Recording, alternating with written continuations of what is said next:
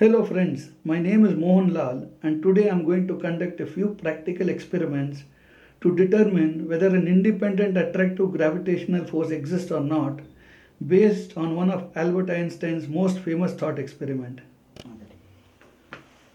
According to the thought experiment, which Einstein described as the best moment of his life, a person falling freely from the top of a tall building would be unable to feel his weight because he is falling along with the gravitational field.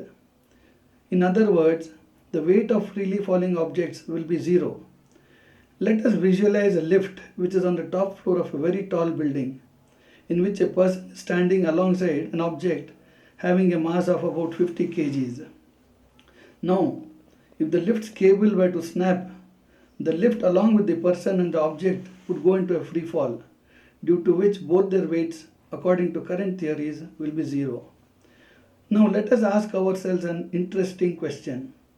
If the person tries to lift up the object to a certain height, should he apply force or will he be able to lift it up effortlessly?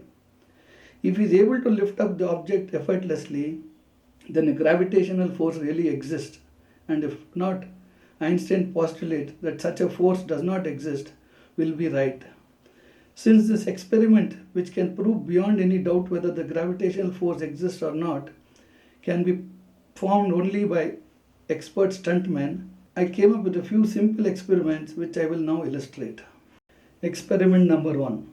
In the first video, an iron block weighing about 700 grams is placed inside a transparent box at the bottom of which an inverted pyramid is attached to reduce friction. When the contraption is dropped, observe how the block always remains at the bottom of the contraption and will not rise up and float inside it. This experiment was conducted a number of times and the results were always the same. Experiment number 2. In this experiment, I introduced a permanent magnet at the top which reduced the apparent weight of the block by about 100 grams only and dropped the contraption.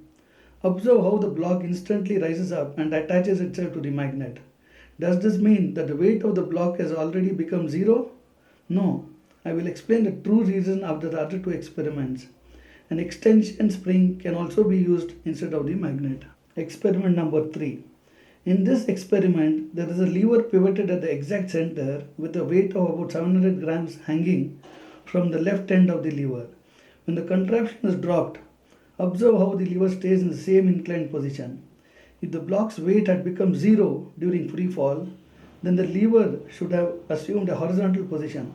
This proves that the block has not lost its heaviness, that is weight. Experiment number 4.